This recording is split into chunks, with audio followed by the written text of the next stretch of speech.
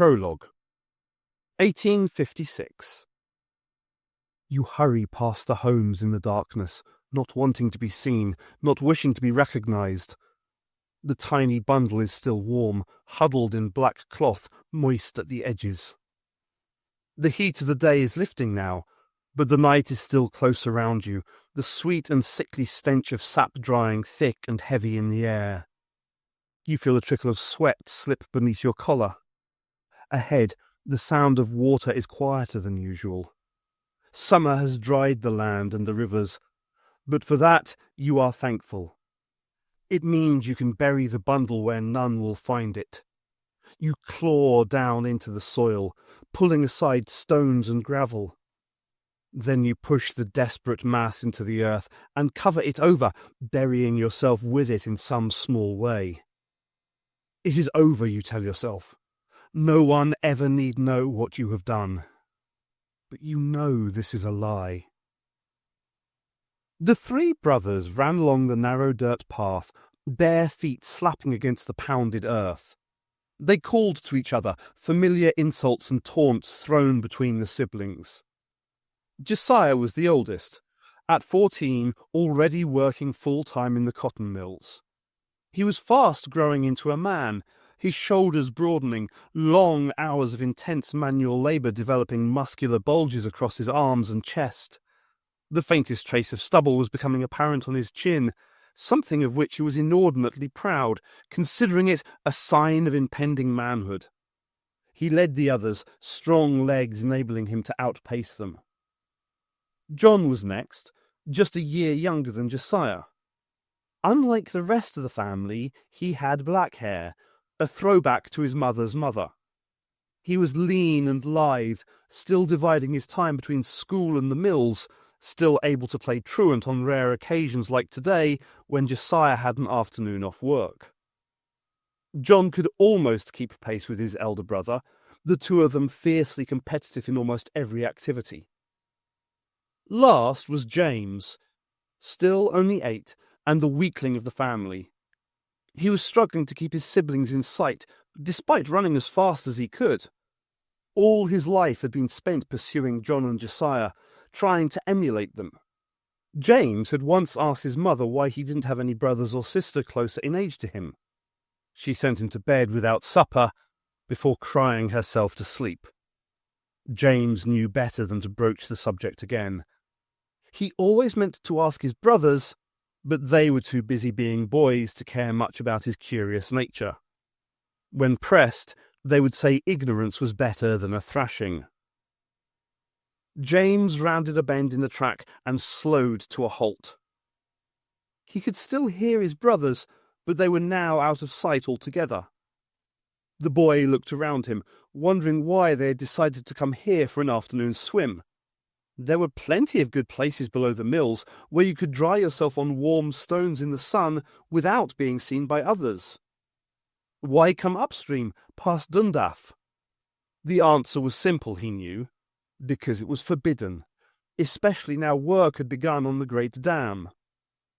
James was still a boy, but he knew enough to keep his eyes and ears open when adults talked in hushed voices. Being so small, his presence often passed unnoticed, or else the grown-ups thought he wouldn't understand and paid him no mind. Late at night, when his brothers were asleep, James would lie awake in his hurly bed and listen to his parents talking. From all he had heard, the area north of Dundaff Linn was beset by some curse. The dead did not rest easy in their graves, and the residents had taken to burying their loved ones elsewhere, lest the departed came back to haunt them. At least one man was believed to have taken his own life after his late wife's spirit reappeared each night in their marital bed. Not all believed in the power of this curse, but eventually most decent families shifted downstream to New Lanark or moved away altogether. Only those too poor to move remained above the falls, scratching out a meagre existence. When news emerged a dam was to be constructed near Dundaff Linn, flooding the valley above that point, the remaining residents were pleased to be relocated, grateful to escape such a moribund and unhappy hamlet. When James heard his brothers planning to swim in this forbidden place, he had invited himself along, eager to witness the curse for himself. The boy resumed running, calling ahead for his brothers to slow down.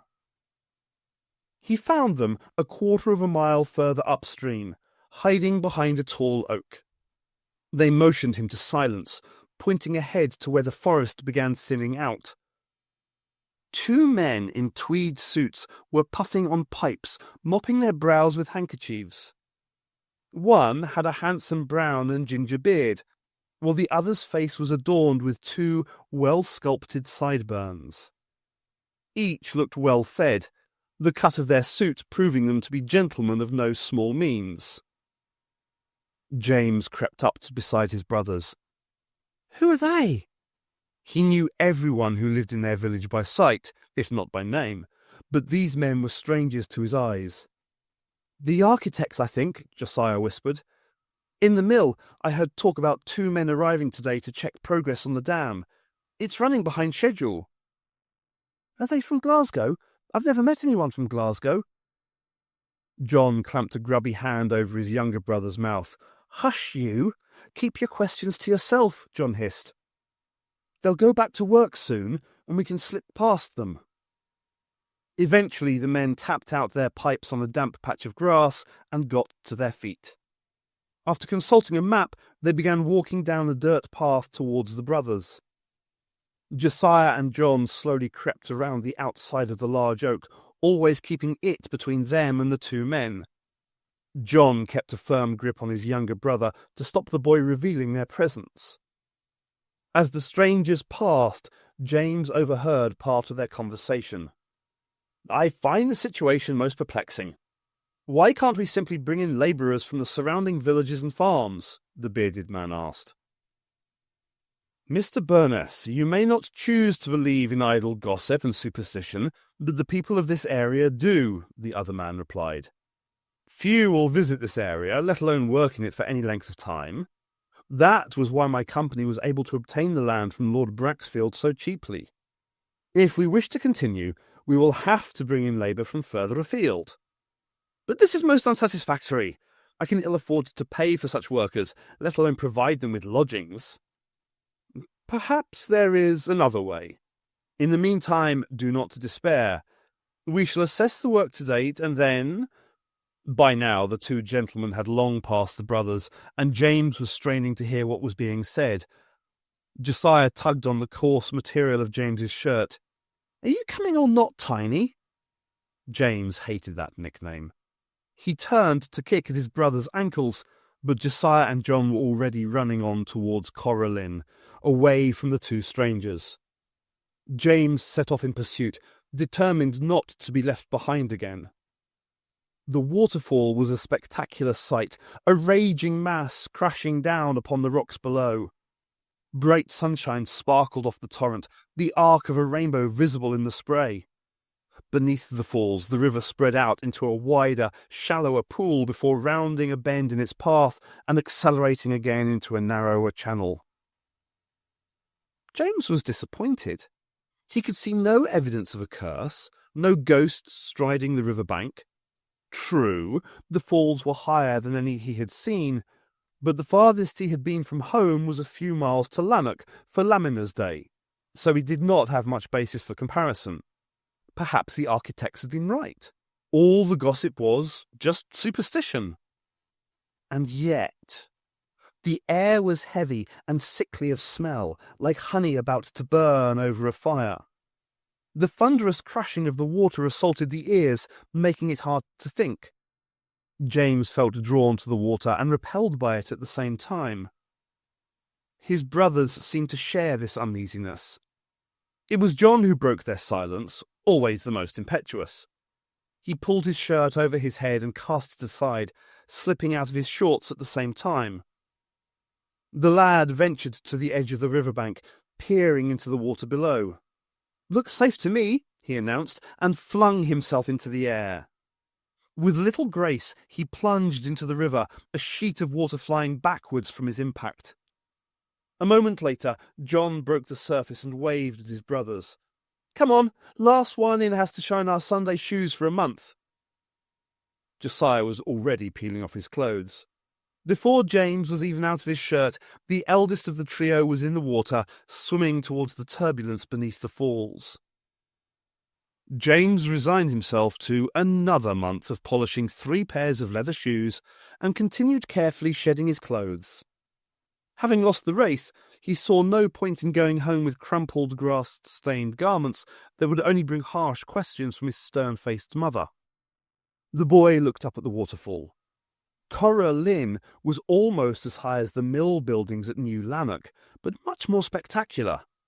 James clambered down to the water's edge and slipped into the river. The surface had been warmed up by the sun, but cold reached up from the depths, chilling James's feet and legs. He kicked some life back into them and began paddling towards John and Josiah.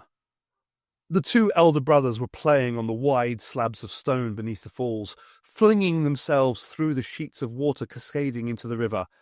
"Come on, Tiny!" John shouted as he leapt into the air.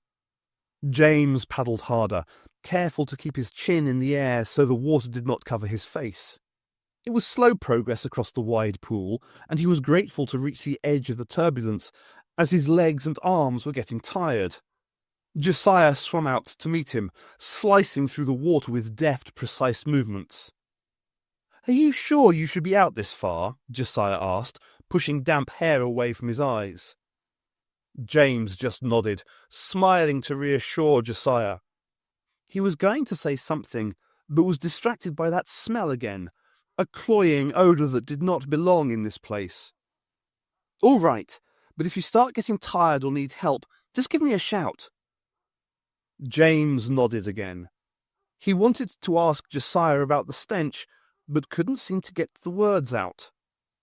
Josiah was turning round in slow circles, his face dipping down into the water. After a few seconds, he pulled it back up again for air. "What are you doing?" John called from behind the waterfall. "Looking for gold coins," Josiah replied. "Visitors used to throw sovereigns over the falls for luck. If we find any, we can keep them.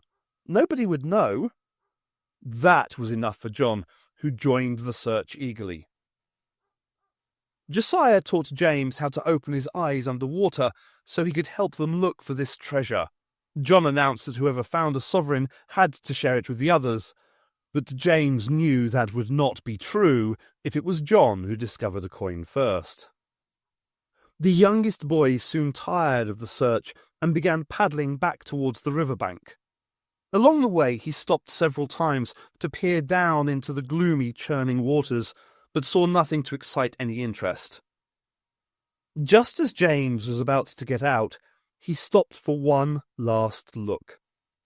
There, at the edge of the water, the turbulence from the falls was less pronounced. In the stiller waters, a glint of light caught his eye. James turned back to his brothers, but only John had his head above water. If this was a sovereign, James did not feel like sharing it. Taking a deep breath, James dived down into the water. He forced open his eyes despite the shock of cold liquid against them. Yes, something was glinting down here. He kicked harder, pushing himself further down. He reached forwards, fingers clawing at the glinting point of light on the riverbed. But as he got closer, James realized this was no discarded coin. He felt something tugging him closer to the light, urging him ever nearer. Extract from Observations and Analysis, a Journal, by Nissa of Traken. I have begun writing this as a way of recording my observations while travelling aboard the TARDIS, to help order my thoughts and analysis of these experiences. My father always told me an able scientist needs to be an impartial observer when conducting experiments, and I have decided to see whether such an approach will help me attain an understanding of the worlds I visit beyond the purely scientific. I am aware, of course, that no one person can be an impartial observer of their own life. My recording and subsequent analysis of any and all experiences will be inevitably coloured by my own perceptions and involvement. I cannot guarantee to be a reliable narrator of events, nor even claim to possess a full understanding of them. My travels with the Doctor thus far have shown even he frequently finds the ordering of experience and reality a frustrating endeavour. Nevertheless, I am determined to do my best.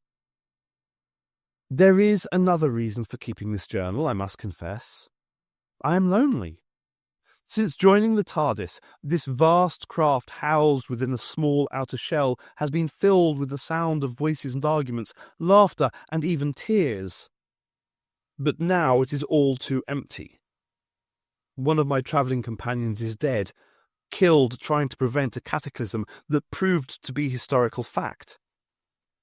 Adric's sacrifice seems to have been without reason or positive effect, making his loss all the more haunting. I keep expecting him to come running around a corner, some notation clutched in his hand, those eager eyes sparkling in anticipation of sharing the idea with the Doctor or myself. He was a loud, boisterous presence, who could be trying, petulant and precocious. But he was my friend all the same. I miss him more than I ever thought possible, perhaps because he was taken from us so abruptly, so unexpectedly. I can find no logic or purpose behind his passing, but I fervently believe his memory will always be with me, for good and for ill. Just as I was coming to terms with that loss, Tegan has also gone, back in her own time and space. After being a quartet for so long, it is strange to travel with just the Doctor for company. We can have many fascinating scientific discussions. His depth and range of knowledge is the accumulation of several lifetimes. But I must confess to finding it difficult to relax in his company. At least, not like I could with Tegan. She was the elder sister I never had, a willing listener when I was troubled. We often shared our fears, finding each other a comfort when Adric became too trying to be near. I know one should not speak ill of the dead, but that boy could be quite annoying. He was close in age to me, but surprisingly lacking in maturity. Or, perhaps, I am mature beyond my years. Of this I am hardly the best judge, so it should remain as mere speculation. Perhaps my upbringing was to blame for the differences between us. I was raised by my father, Tremas. He tried to instill in me what he considered the best qualities of our people: patience, tolerance, inquisitiveness, a wish for harmony and tranquility. Adric would best typify only one of those qualities, I think. But he had others to recommend him, such as loyalty and a boundless enthusiasm. He certainly had a capacity to irritate Tegan beyond what she could stand, but then they were too much alike. They were both insecure about themselves and their role within the TARDIS. Perhaps she saw a younger, more gauche version of herself in him. But she is gone now, and I can no longer ask her. Even if I could, I doubt Tegan would agree with my assessment. Still, it would be almost worth asking just to see the look on her face. But all of this is a digression. There was a third reason that prompted the beginning of this journal, an event earlier today that I must record and try to make sense of. Today is a relative term while travelling in the TARDIS. When you journey through time and space, the passing of a day is notional at best. That is not to say time stands still within these walls. All the passengers continue to age at whatever rate is normal for their kind. If I were still on Traken, today would be what Tegan called my birthday, the anniversary of the day I was born. For her people, such events were to be celebrated, often with the giving of gifts. Before her abrupt departure, she had even talked about organising an event for me. Instead, today simply marks the passage of more time with just the Doctor for company. He reminds me in some small ways of my father, but our relationship is very different. It is hard to imagine the Doctor spontaneously embracing me as a gesture of affection. He is too self-conscious for that, too aware of the role he feels he must play. He keeps me at arm's length, more so since the loss of Adric, almost as if he were afraid of becoming too emotionally attached to me. How many others have travelled with him in the TARDIS, I wonder? How many times has he had to say goodbye, or to grieve for the loss of a friend? The Doctor's kind are able to regenerate their bodies, taking on a new physical form and personality while retaining all their memories and experience. In effect, he can live for hundreds, even thousands of years as we measured them on Traken.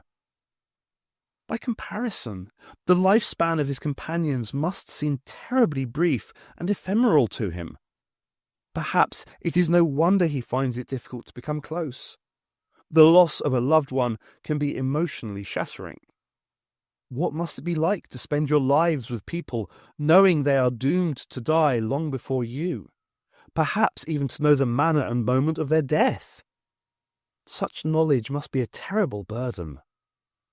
I wonder if the Doctor has such knowledge about my future life. Would he share it with me if I asked? I doubt it. If my father were here, he would suggest that all of this speculation was a form of emotional transference, a rationalization for my reluctance to become emotionally involved. And perhaps he would be right. I must admit to myself I am lonely, and take steps to do something about that loneliness. Unlike Tegan, I cannot go home again. Traken was destroyed by a dark field of entropy unleashed by the same individual who took my father's life. I suppose I could ask the Doctor to take me back to the planet at a time before its destruction. But there seems little point now. Traken is as dead to me now as my father. With Adric dead and Tegan gone, I have never been more alone. At least, that was what I believed, until the ghost appeared. It was John who first noticed the disappearance of James. "Where did he go? Where is he?" John called to his elder brother. Both lads had seen the younger boy swimming back to where their clothes were discarded on the riverbank. All 3 shirts were still there. So where was their brother? "James, if you're hiding in the bushes, come out now and I won't tan your hide myself," Josiah called out. "James? Josiah, you don't think he—" John's words trailed off, worried that if he gave voice to what he was thinking, it might come true. The eldest brother was biting his bottom lip, concern etched into his expression. "There are strong undercurrents, even in this stretch. Sometimes the stones get shifted. He could be trapped underwater, unable to get back to the surface." John could feel a wave of panic rising in his stomach, a sickening hollowness. "Dad will kill us if anything happens to James." Josiah had already reached the same conclusion. "Come on!" He began swimming as fast as he could towards the riverbank, his arms thrashing through the water. John followed. Once near the edge, they began diving down to the bottom of the river, straining to spot their brother through the silt and debris. After a few seconds, John resurfaced, took a deeper breath, and dived once more. The pair of them dived repeatedly without success. Eventually, John gave up, his teeth chattering, his breath coming in brief gasps. "It's no use," he cried. "We should never have come here. This place, it is cursed." "Maybe he ran home as a joke," Josiah replied. "Maybe the current carried him downstream. He's probably walking back up the path now to get his shirt." John shook his head. "You don't believe that any more than I do." Josiah sneered at his brother. "Stop snivelling! If we can't find James, we can't go home. You understand that, don't you?" John nodded helplessly, then twitched involuntarily. "What was that?" "What?" Josiah demanded. "Something touched my foot. I felt it." John peered down into the shallows. Josiah was already diving down past his brother's legs. John hastily sucked in a deep breath of air and followed. For a few seconds he could see nothing. Then, between some rocks at the edge of the river, John thought he could see a hand reaching out. Josiah motioned for John to help him. They grasped at the twitching fingers, getting a firm grip on the limb. Together they pulled and tugged with all their might. Just as John thought his lungs would burst, the rocks around the arm began to fall away. The two brothers were able to swim upwards, still holding on to the convulsing hand. The pair broke the surface, followed a second after by James, all three of them panting and spitting out mouthfuls of river water. John struggled to keep hold of his younger brother, the boy flailing at him with clenched fists. Strange guttural sounds were issuing from James's snarling mouth, inarticulate in word and phrase, but full of threat. "For the love of God, stop it!" Josiah commanded, slapping James across the face. The boy reacted with shock, his eyes ablaze with anger. Then the pupils rolled back behind his eyelids, and James was unconscious, his body becoming a dead weight in the water. "Josiah, what have you done?" John demanded. The sun had disappeared behind the high hills, and twilight was fast drawing in, bringing a sudden drop in temperature. "Help me get him to the riverbank," Josiah commanded. Together, they got James to the water's edge. John clambered out first and pulled the boy up and out by one arm. Josiah joined him, and they began slapping James on the face, trying to awaken their brother. John could feel panic rising within himself again, a sick dread clawing at his insides. What would they do if James was dead? How would they explain to their parents? The youngest sibling was their father's favourite, the baby of the family. John had always been jealous of the attention his younger brother received and took any opportunity to exact that frustration on James. Now he looked down at the boy's ashen, lifeless face and wished he could take it all back. The young boy's eyes blinked and then opened fully as James breathed in at last. "I saw him. I talked to him," he whispered. "Who?" Josiah asked. "Grandfather. He was there to welcome me. I saw him." "James, what are you talking about? Grandfather is dead. He has been for years. You can't have—" "You're wrong. He was waiting there for me. He reached out and took my hand. He was going to be my guide." "Guide? To where?" James sat upright, his breathing quicker now. "The other side, the next life. I saw him. He was there." "James, you're not making any sense." "He told me you wouldn't understand, wouldn't believe me. But it's true, all of it." James reached a shaking hand up to the side of his head. "I can hear them talking in here, all those who have passed over." "Passed over?" John asked, not understanding any of this. James just nodded. "They want me to speak for them, to spread the word. Then, when the time is right, I have to go back." "Go back?" "To the other side." Josiah grabbed James by the shoulders and began to shake him violently. "James, will you shut up? You can't talk about things like this. You'll get us all in trouble." James smiled at his brothers. "If only you could see what I have. You would understand. You would know. This, all of this." The boy glanced around himself at the falls, the trees on the hillsides. "It's just one world. There is another world beyond this." Josiah lashed out, slapping James across the face. He was about to strike his brother again, but John prevented him. "Josiah, no. Leave him." James began coughing. I... The boy collapsed sideways, silk-laden water dribbling from the side of his mouth. Josiah bent over James, but could not revive the boy. "It's no use. He's gone again," Josiah muttered. He stood up and began pulling on his clothes. "I'm going to get Dr. Kirkhope. Maybe he can find what's wrong with James." "What about me? What do I do?" John cried. "Stay with him. Don't let him out of your sight." Josiah began running the long track back to the village, his footfalls soon lost in the sounds of the surrounding trees. John pressed an ear against James's chest. He could hear the faintest of rattles inside, along with an unsteady thumping noise. Good. James was still alive. That was something. But what had he been babbling about? John struggled to remember his grandfather, a kindly old gentleman who had only visited them once before dying. Why was James talking as if they had just spoken? It couldn't be right what the boy was saying, could it? John realized he was shivering and pulled on his shirt, the fabric clinging to the dampness on his back. It would be dark soon, and they had already stayed out far too long for their father's liking.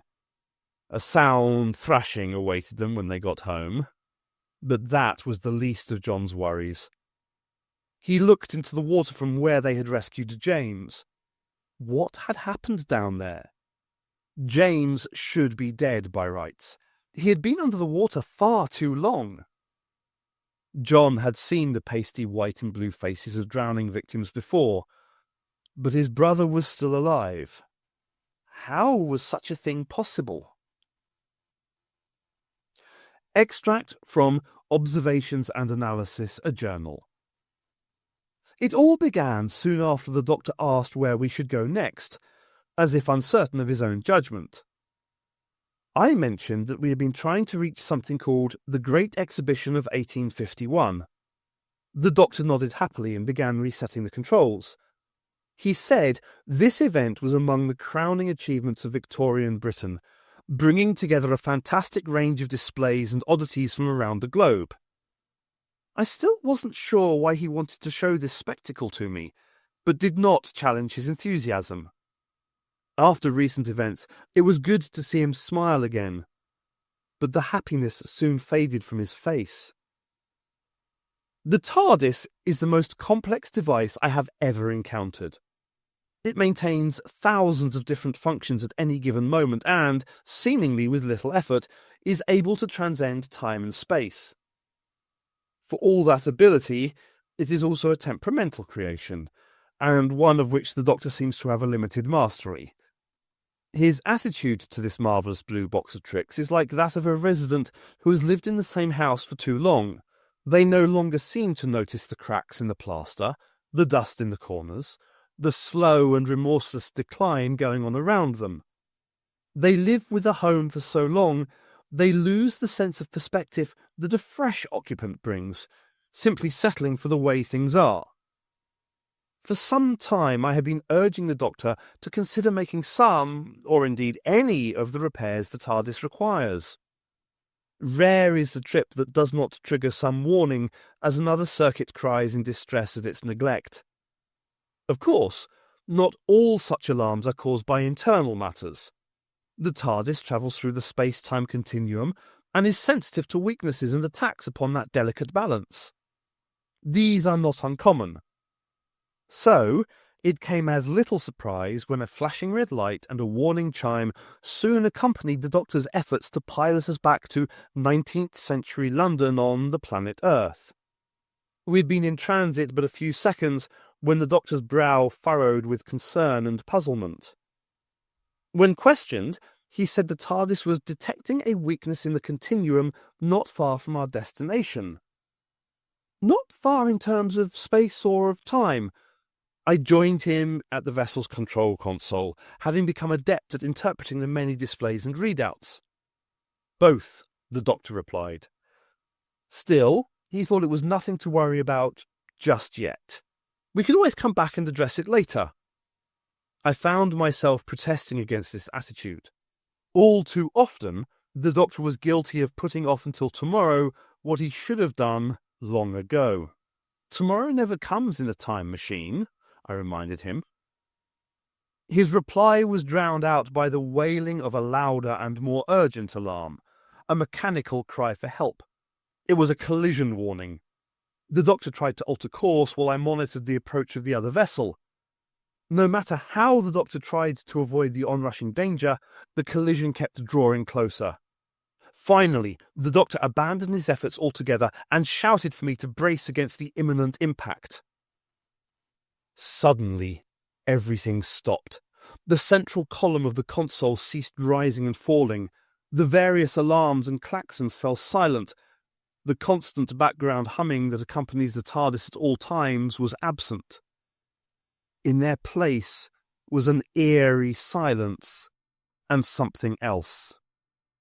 The air was thick with a sickly sweet smell like the succulent flowers that grew in the grove on Traken, petals falling across the calcified remnants of long-dead evil.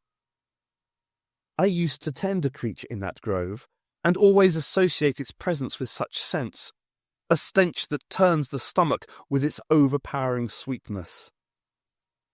The doctor asked if I was all right, to which I just nodded. He couldn't tell me what had happened, as the TARDIS instruments were locked in place, frozen at the moment of impact. I pointed out this was impossible, and he glumly agreed. As for what happened next, I will attempt to give a more complete record, including all our spoken words as I remember them. I feel these will be most important in the days to come. I saw the ghost first. It was standing in a corner of the control room, quite meek and unassuming behind the doctor's back. The phantom smiled at me and winked before clearing its throat.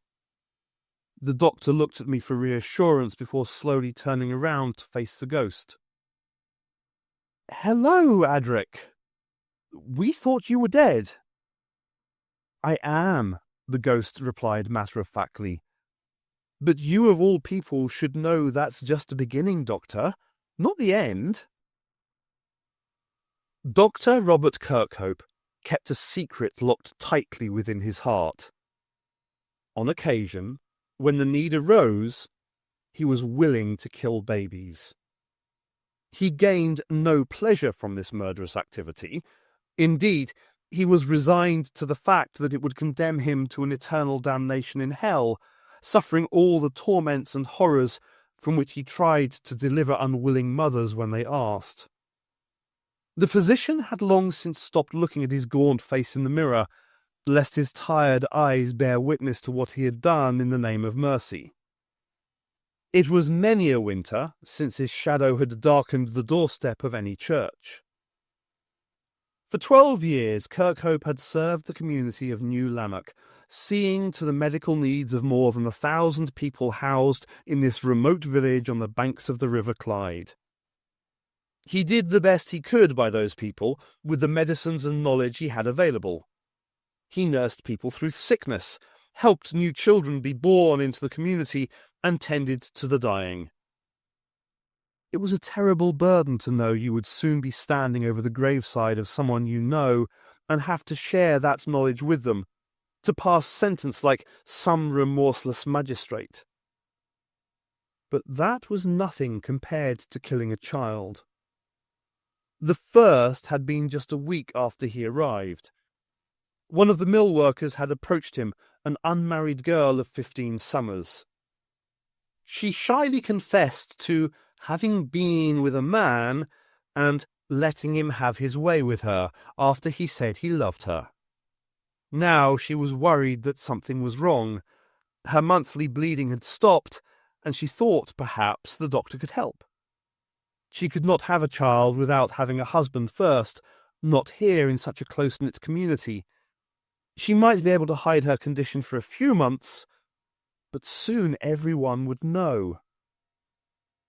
Kirkhope had asked about the father, of course. The girl had misunderstood. She said it wasn't her father. It was her uncle who'd done it.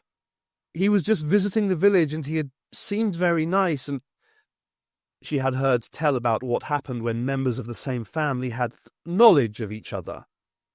So she had to get rid of the baby, if there was a baby. Maybe she just imagined the whole thing. Maybe it would be all right if she just ignored it. The doctor had managed to quell his outrage at the circumstances in which this poor girl found herself, and agreed he would help.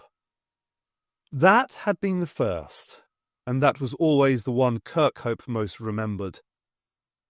There had been so much blood, and then the tiny creature was in his hands, quite dead, but still with its own minute fingers curled up into the littlest of fists.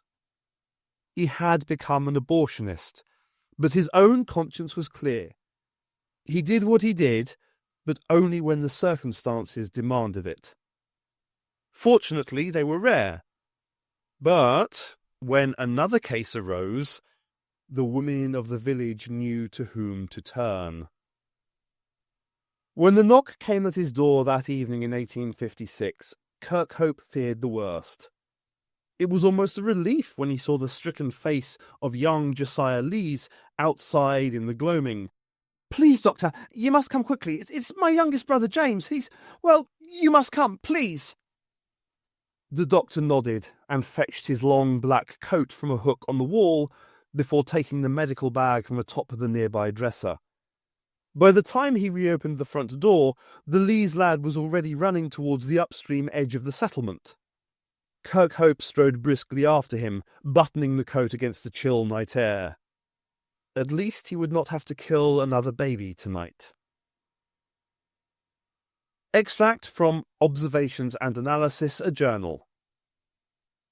"Do you know what is the worst thing about being a ghost?" Adric asked. The doctor shook his head. Our former travelling companion turned to me with the same question. "I don't know," I replied truthfully. "I've never been dead." "I should have thought it was obvious," Adric said truculently, "leaving behind all of those still living. But death does have its compensations. I can talk with Varsh whenever I want, and meet others who have passed over. Your father, Nissa. I've had some fascinating conversations with Tremas since, well, you know." "How do we know you're telling the truth?" the doctor asked. The ghost had to think about that. "Analyze me. I'll release the console and you can use the instruments to tell you whether I'm real or not." "An excellent suggestion," the doctor replied. "Nissa, would you be kind enough to assist me?" "Of course, Doctor," I said. We began running a series of scans to determine the nature of this apparition. I could not help giving voice to my doubts. "Doctor, what do you think that thing is?" "I'm not sure. That's what worries me," he whispered. "Ghosts are mentioned in cultures across the galaxy. Explanations for their existence are many. Displaced psychic energy, mental projection, even delusional wish fulfillment. But how could such an entity walk into the TARDIS while it is in flight, let alone disable and enable all the instruments like this? That should be impossible." I studied the sensor displays before me. According to these readings, there are 3 beings in this room. You, me, and a teenage Alzarian male. The TARDIS recognizes him as being Adric. His physical manifestation matches exactly. The doctor mused. "Perhaps some residual effect from our encounter with the Xeraphim? You mentioned seeing a vision of Adric." "Yes, but that was an obvious illusion plucked from the surface memories of Tegan and myself. This seems more convincing." The doctor and I concluded our tests, but could find nothing to disprove the ghost was the spirit of Adric, as it claimed. "Well?" the phantom asked, a smug smile of self-satisfaction evident on its features. Real or not, the ghost certainly displayed several of Adric's less likeable traits. "The TARDIS seems to think you are what you claim to be," the doctor replied. "Let's say we also believe in you for the moment. Why have you come here?" "To extend an invitation, a beckoning if you like." "To what?" I asked. "We need your help. I was chosen as your spirit guide for what is to come." "Why should we believe you?" The ghost began walking towards the central console. "To have belief, you must first have faith." "Faith is the provenance of theologians and the religious. I believe in science," the doctor replied, watching as Adric walked through the console like a ghost. "Science tells you I am real, and yet you are still not sure." "Where is your belief now, Doctor?" Adric asked. He paused on the far side of the console room. "Come to the other side. See for yourself. Then perhaps you'll believe." The apparition walked on through the wall of roundels and was gone. The central rotor began rising and falling again as the remaining instruments surged back into life, their functions restored. After a few seconds, the lingering, sickly sweet smell was gone too, leaving just the doctor and me to ponder the visitation. "Well, Doctor, was that Adric or not?" "I wish I knew," he admitted. "Shall we take up his invitation?" "I want to believe it's true. The chance to see my father again—" My voice choked, and I had to stop speaking, my feelings overwhelming me. The doctor nodded his understanding. He began resetting the TARDIS controls. "We encountered the apparition while observing that weakness in the continuum. Therefore, it is logical to assume the two are in some way linked. I'll attempt to isolate the nearest space-time coordinates to the phenomena and see where that leads us." He set about the task while I contemplated the affection in Adric's eyes. It reminded me so strongly of my dead father. Traken was a reserved culture, where emotional displays were frowned upon, where duty and propriety held sway over the heart. But Tremas had never been afraid to show how he felt, wearing his heart on his sleeve. That was how Tegan once described such behaviour. A curious expression, but an apt summation at the same time. If anything, I am more like the doctor than my father, keeping my emotions in check, always holding back. Having lost so much, my family, my friends, my home world, that involuntary self-control has only become stronger. The less I feel about something or someone, the less it can hurt when they are lost to me. I find myself building walls around my hurts to protect myself. But am I only imprisoning myself with the pain? Nissa? Nissa, are you feeling all right?" I realized the doctor was talking to me. His hand stopped above the central console. "We don't have to do this if you don't want to." "No, it's better that we do," I said. "Some things must be faced, no matter how much we might want to turn away." The doctor just nodded and set the TARDIS in motion. So began our strangest journey together. Dr. Kirkhope had briefly assessed the Lees boy on the riverbank, but could find no obvious physical ailment. With night fast drawing in, he had the two older brothers carry their sibling back to his examining room in the village. Kirkhope then sent the lads to fetch their parents, giving him a chance to study the boy's condition. Plainly, young James had been close to drowning after some swimming accident. The boy had twice coughed up water on the journey and babbled in a tongue unfamiliar to the physician. The brothers claimed James was trapped underwater for several minutes, so by rights he should be dead. But his circulation was strong and his breathing steady, if shallow.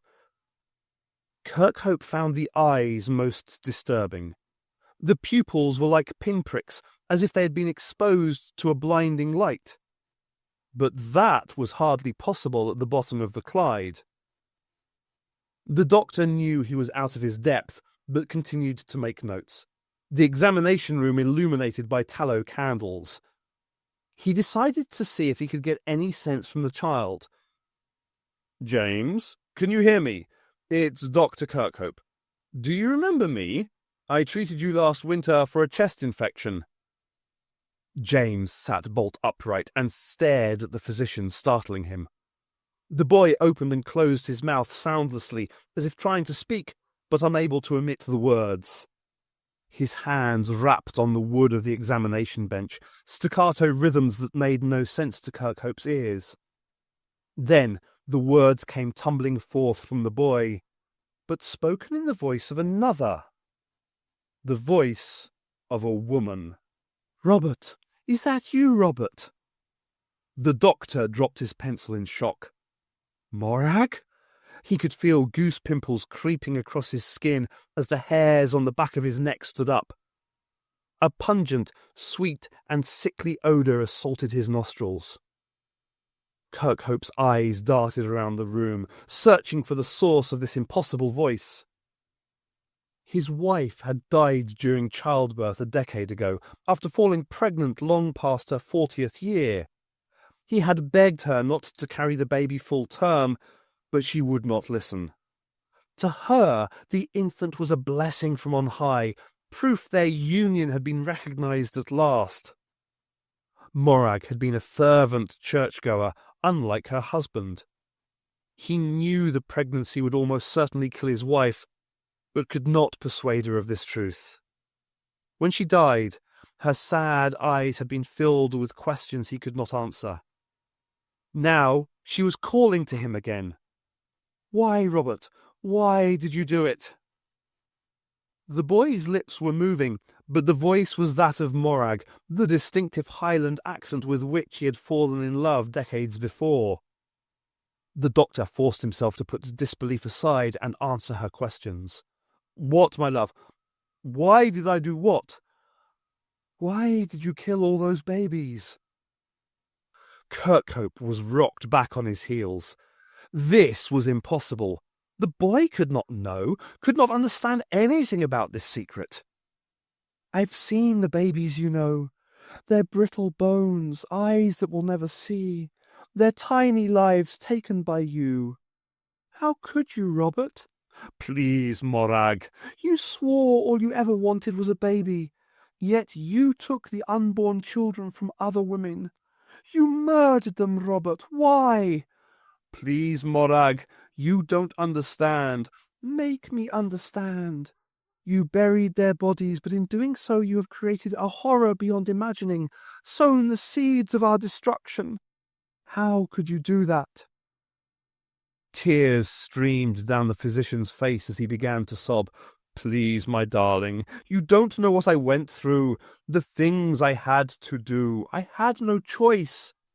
"There's always a choice, my love." "I wanted a family more than anything in the world, but it came too late. It was a blessing, Robert." No, damn you, woman. Why wouldn't you listen? You'd still be alive if only you had listened to me."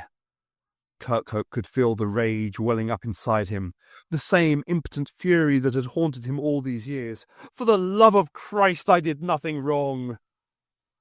"I see now," the boy said, his lips mouthing the words as Morag's sing-song voice echoed from within him. "God was punishing us." "No, it's not true."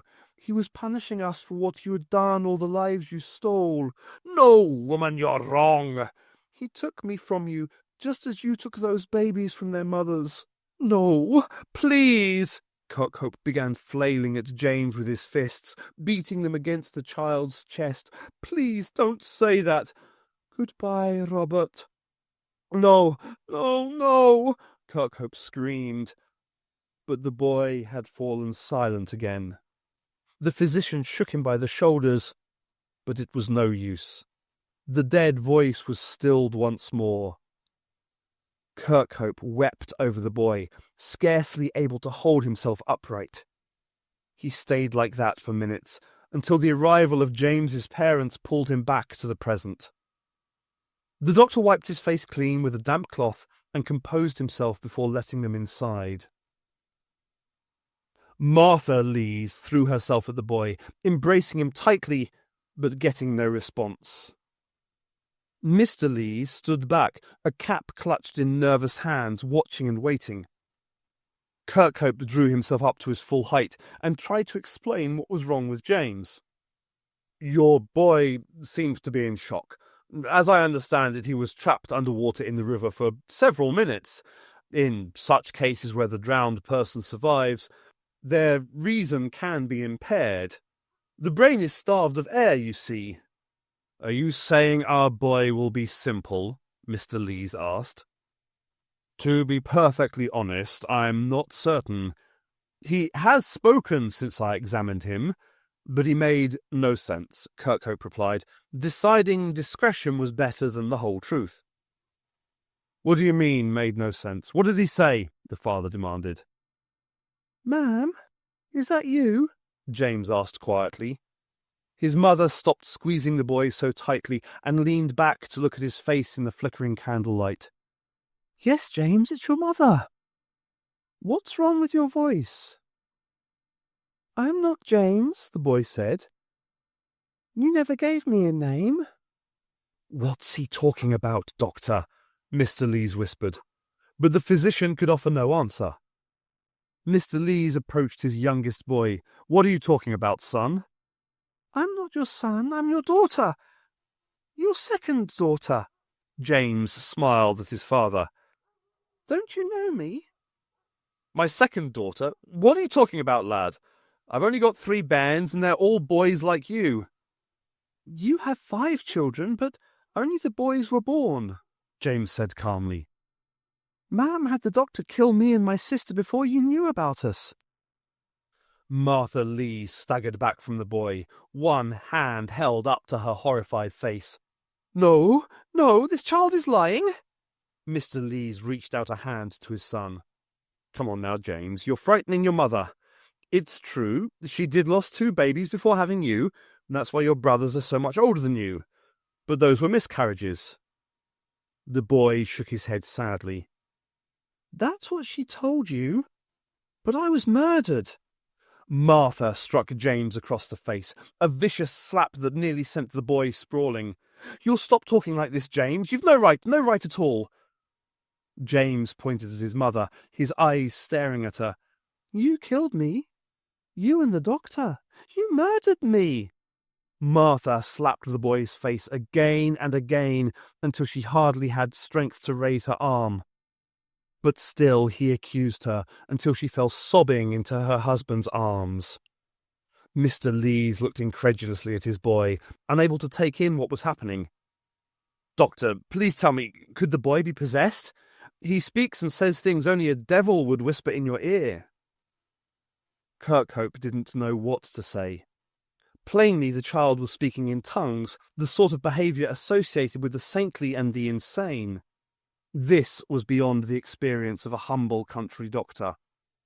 More frightening was the fact that every word the child spoke was the truth. Kirkhope had helped Martha Lees to get rid of 2 stillborn children. She had begged to be relieved of the burden. The physician had agreed only when the distraught mother threatened to spread word of his nocturnal activities to the authorities. The owners of the cotton mills would not take kindly to having an abortionist in their presence. He had refused to help her a 3rd time, sickened by the woman's actions and his own. Kirkhope had believed it would almost be a relief if his activities were revealed and his banishment decreed.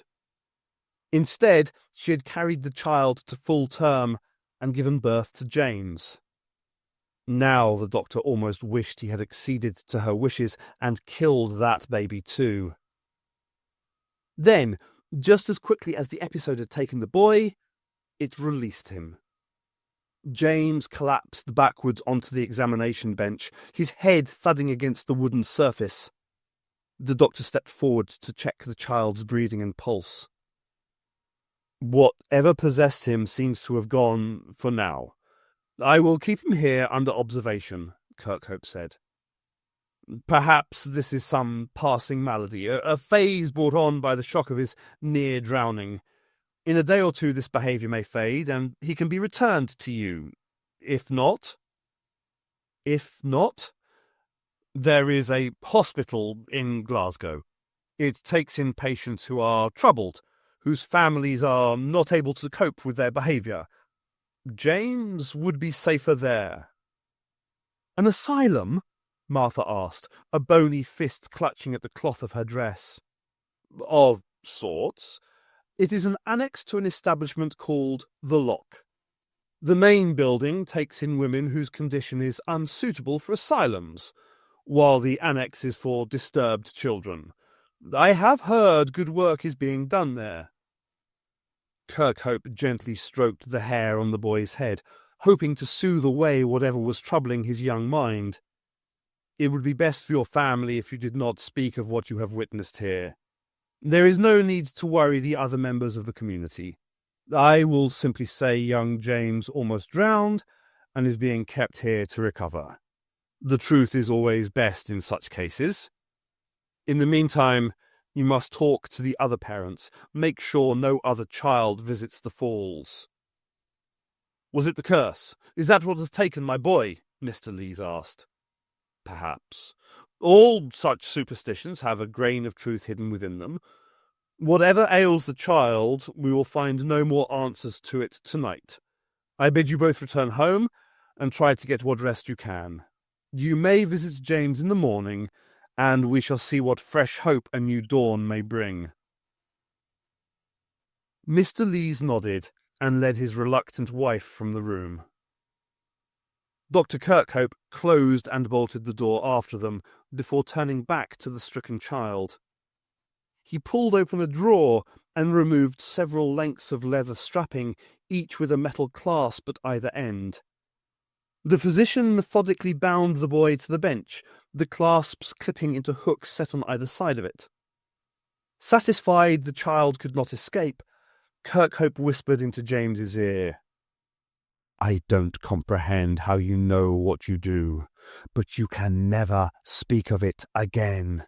If I have to see you locked away for life, you will stay silent. Do you understand me?"